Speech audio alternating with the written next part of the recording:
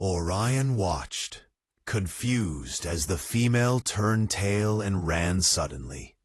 He had hesitated, unsure what to do, chase her down or leave her be. Every inch of his body told him to let her go and find food instead. But he had been alone for so long that even negative Nellie and her vicious mood made for good company. Orion sighed and gritted his worn-down canines, unable to stand the thought of being alone once more. He chased after the dark female, only to find his hesitation had cost him. The stranger was nowhere in sight. Her scent was there, but faded, almost as if the wind itself tried to cover her tracks. Orion frowned, but was also intrigued by how fast the female was. It was very unusual. In fact, he had not seen such speed in all of his life. Although he was shocked that she managed to still keep herself up, as she looked half dead to him the last he saw of her. A feeling of guilt rinsed through his body, feeling bad that he had been unable to help. Of course, he didn't think the female would accept his help either. As Orion's subconsciousness shifted back over to food, a sharp pain in his stomach and a low growl made him jump, only for him to realize that he too was still hungry. He had traveled far enough after the female. If she wanted to be found, she would not have fled so far, he told himself. So he shifted gears and went back to sniffing the ground for prey, anything that could satiate him. A particular smell caught his attention and drew him near a creek bed. The creek was no river, but it was still pretty active. The water was only maybe about a foot or two deep and clear, allowing for good, easy fishing, something that his pack was specialized in. Orion slowly waddled into the cool water, allowing the smooth-flowing stream to wash his worry away. He closed his eyes and inhaled deeply, enjoying this familiar scent that reminded him of home. Orion shifted himself so that his shadow blended in with the shade of the tree. He knew that any such movement, even shadows, could scare fish away. He then allowed his tail to sink into the water and slowly wiggle it like a worm, waiting for a bit. His thin tail was to his advantage, as it allowed him more flexibility to catch. For a few silent minutes, he watched hungrily as small fish swam around, curiously wondering about his tail, getting closer and then dashing away skeptical. But with enough patience, they got closer, until one was eventually brave enough to take a bite. As soon as it did, Orion's reflexes kicked in. He swept his tail up in one swift motion, flicking it off. The sudden motion and lack of water for the fish caused it to let go and was sent flying toward shore. Orion repeated this motion about 3 times, as these fish were small, so multiple were needed to fill his belly. After a half-hour of fishing, Orion finally felt he had enough to feed and jumped out of the water.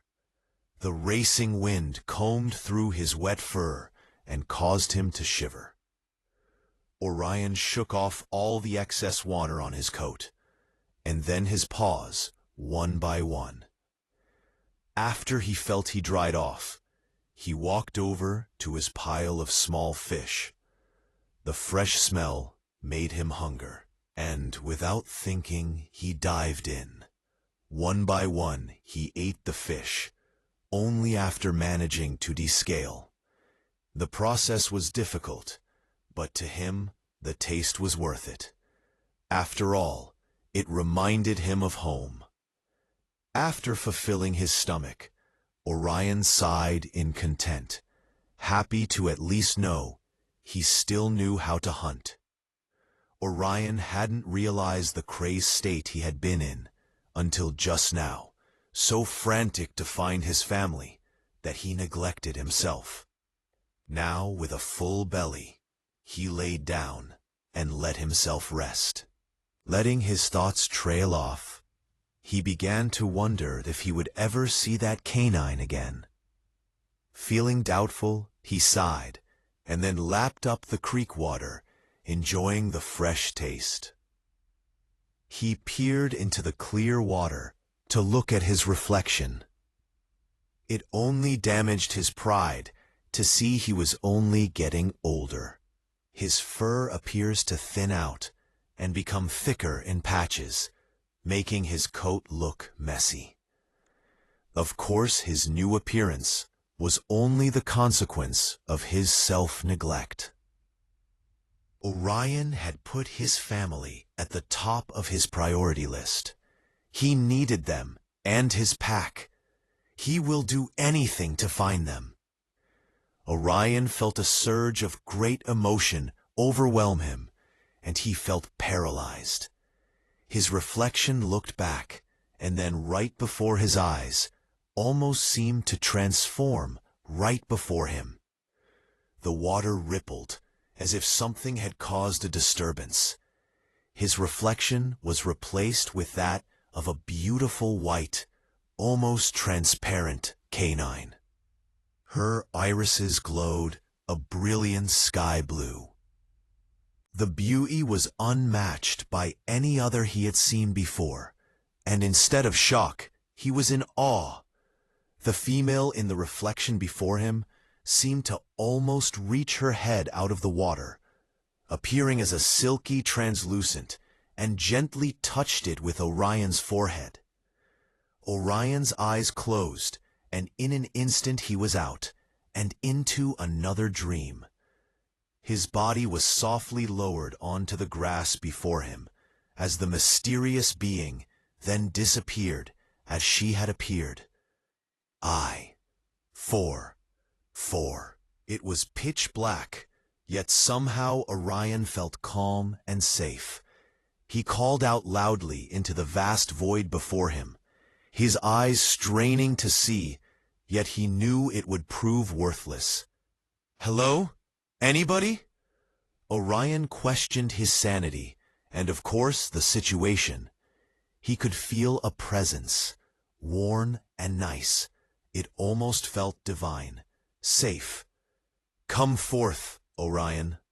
A warm tone replied to his call, feminine, yet with authority.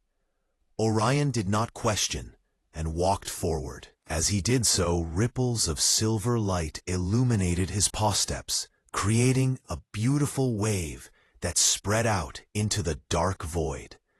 These waves illuminated a beautiful silver forest. Although no other colors were present, it was still a magnificent sight to his eyes. In front of him, he noticed a figure, and it moved swiftly into the forest ahead. Everything in his body screamed to follow, so he did. The figure was swift, but not impossible to stay with. Eventually, it led Orion into a large clearing amongst the cliffsides, and stopped. Turning around the figure, a canine, then stared Orion dead in the eyes, and suddenly charged. Orion flinched as it grew near, and the figure disappeared before he could open his eyes. Instead, in place was a vicious battle amongst canines. Orion gasped in terror at the sight. Blood was being shed in the most violent ways he could imagine, and oddities of all sorts seemed to appear in the vicinity. Sights he could not explain if someone asked. Some creatures appeared to have extra appendages or wings.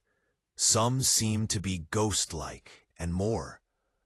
Orion watched the closest pair battling near him. A pure black inky canine appeared to be consuming a pup of sort with feathery wings.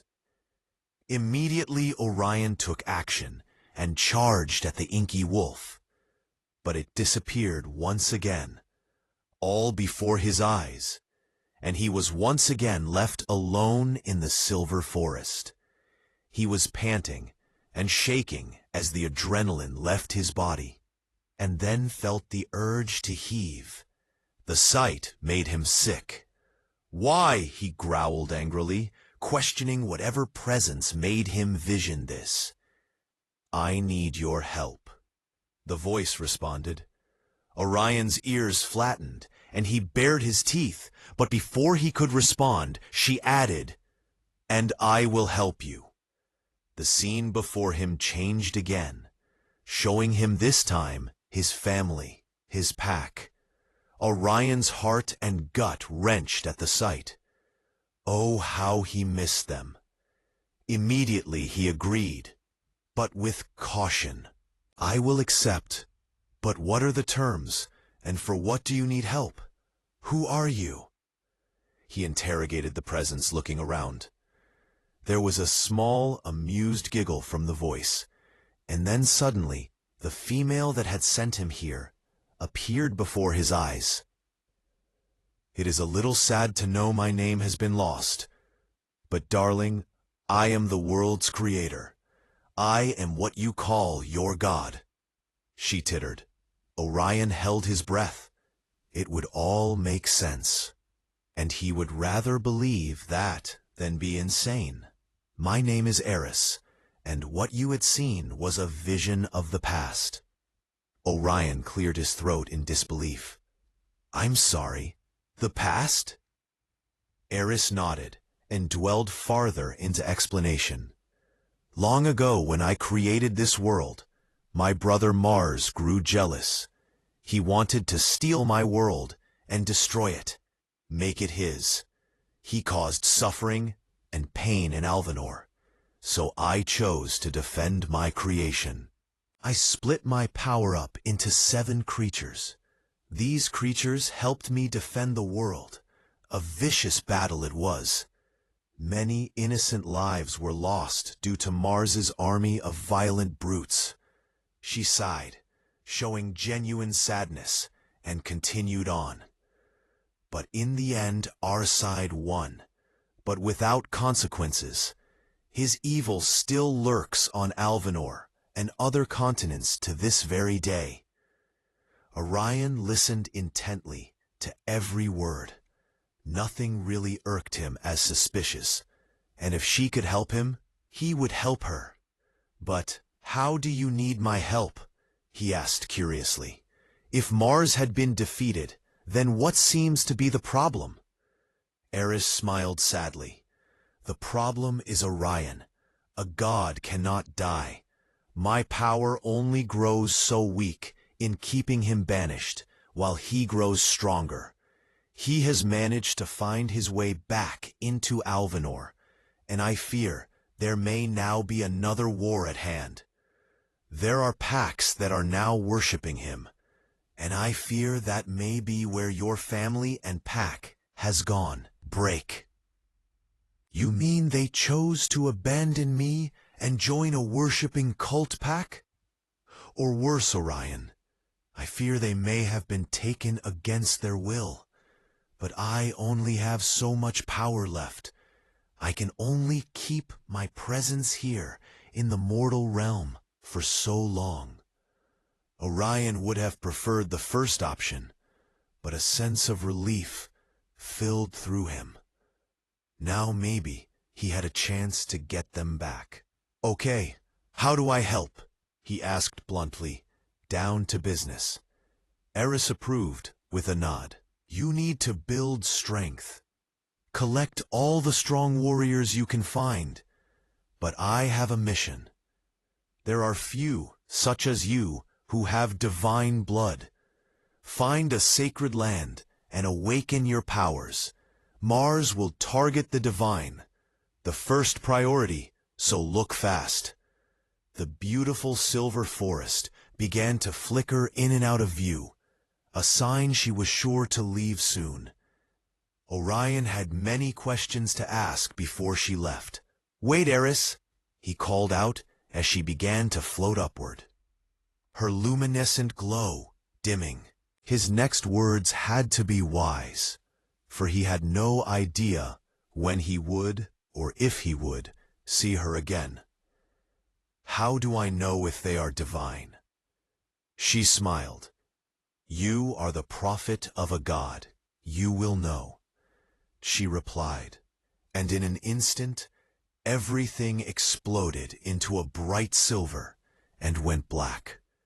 Orion woke up in a jump, his paws sweaty and his fur matted in cold mud. Everything he just dreamt was as vivid as the cold stream in front of him. "That really happened," he said in disbelief. He was half expecting to be sore and exhausted, but in fact seemed to be just fine. That was a relief at least.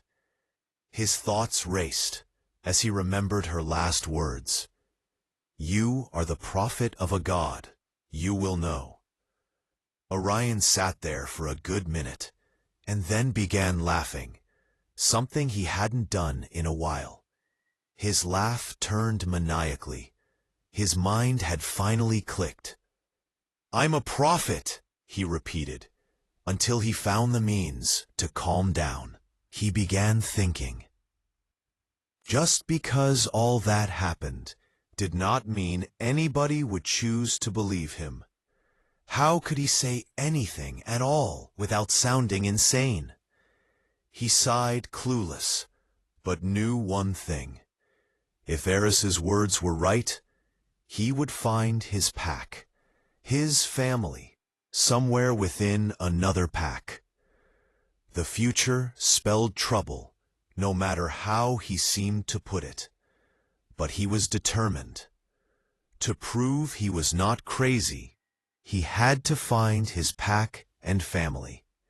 In order to do so, he had no other choice but to seek out others to form a new, temporary pack, at the least. That would be the easy part. The truth was, Orion had no clue what he had just signed up for. Regardless, it was happening now. There was a loud commotion nearby that stirred up the birds, causing them to fly to the sky, and then a loud roar followed by yelling. Orion's ears perked up, and he was immediately pulled out of his crazed thinking. What was that? He asked himself out loud as his ears turned toward the commotion.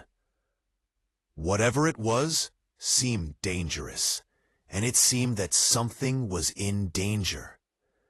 Without hesitation, he ran toward the fearful yelling, and as he got closer, he noticed the stench of a grizzly, followed by the all-too-familiar smell of pups.